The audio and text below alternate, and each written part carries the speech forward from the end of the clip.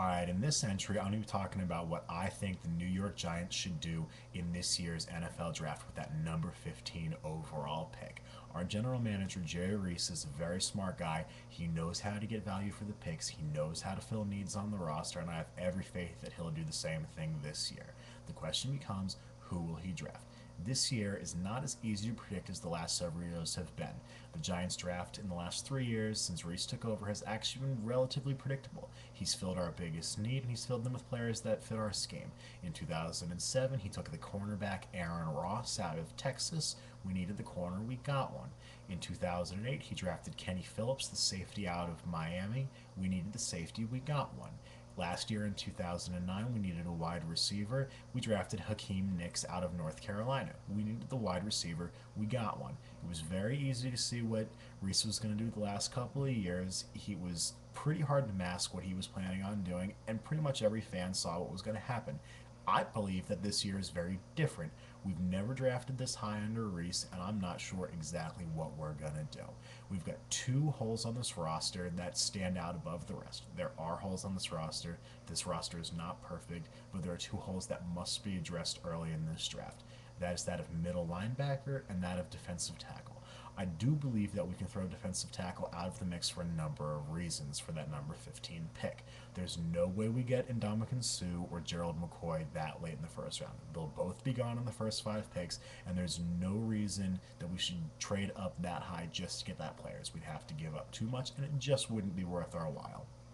Outside of that, you can look at a guy like Dan Williams out of Tennessee. He's much better nose tackle than he would be as a defensive tackle with us. He's going to fit better in a 3-4, and he doesn't know how to pressure the quarterback. He just can't do it. He's a run stopper, he's that clogger, he's that plugger, and he needs to go to a 3-4 team. He would not satisfy the need that we needed defensive tackle. We need a guy who can rush the passer, who can get upfield, who can get pressure on that quarterback, and who can, make that quarterback make poor throws, which will lead to more interceptions in our secondary. That's what a cover two, Tampa 2 is all about. That's what we're running this year. So I would say you can throw defensive tackle out. We'll look later. I like guys like Lamar Houston and Brian Price later in the second round.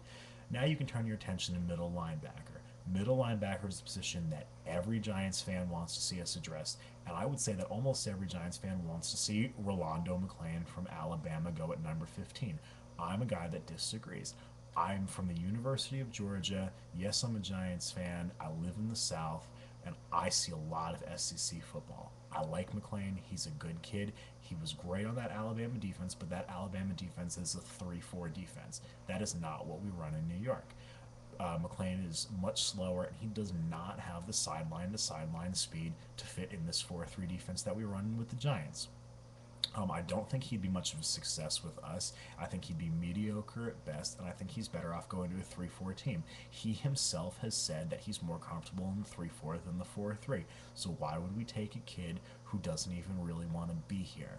I think his speed is a huge question mark, and I think his coverage skills leave a lot to be desired. We need a linebacker who can do all of those things. I think we have to throw McClain out of the mix. Truth be told, I'm hoping the Broncos draft Rolando McClain earlier in the draft, so we don't even have to be tempted with him. Moving on, you can look at a guy like Sean Weatherspoon from Missouri.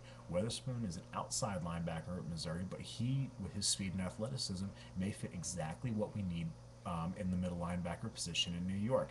That Tampa 2 defense that we're running is different from a standard 4-3. It requires a lot of speed and a lot of athleticism and a lot of pass protection out of its linebackers. That's what Weatherspoon excels at. I'm not sure if we'd reach for him that high in the first round, but I think he would be a great fit in this defense if we did. Outside of that, if we don't go defensive tackle, which I doubt, and we don't go middle linebacker, I think you have to look at value picks.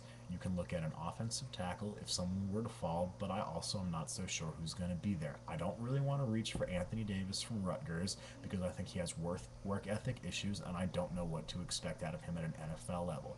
I would hope that somebody such as Trent Williams were to fall to us at 15, he'd be the no-brainer pick. Outside of that, it's just pure value. We could look at Clemson's C.J. Spiller to give this offense an absolute playmaking stud out of the backfield. He's got great hands. He's a great runner. He can't run between the tackles. He's not a number one running back in the NFL, but when he kicks it outside, there's no stopping him. He's Reggie Bush 2.0. I'd love to have him on this roster as long as there aren't better players on the board. The other option would be a defensive end. OCU Minora might be gone this year. Matthias Kiwanuka and Justin Tuck are great starters, but there's not a lot of depth behind them.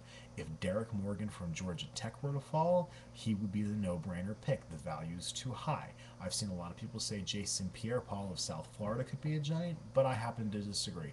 I think Pierre-Paul is a rush linebacker. I think he's another guy who only will fit well in the 3-4. Looking at Pierre-Paul, he just doesn't fit what we need on this Giants roster. He's also a one-year wonder. Could he be great? Absolutely. But I'm hesitant to pay top 15 money to a player who's unproven. Derek Morgan would be the way to go if we do go defensive end and he's on the board. I'm still not sure at the conclusion of this video what we should do with that number 15 pick. So with that, I'm going to leave it to Jerry Reese, and I'm going to hope that whatever happens makes me happy on draft day. I have full faith in this organization, and I can't wait to see who we have in blue. Thanks.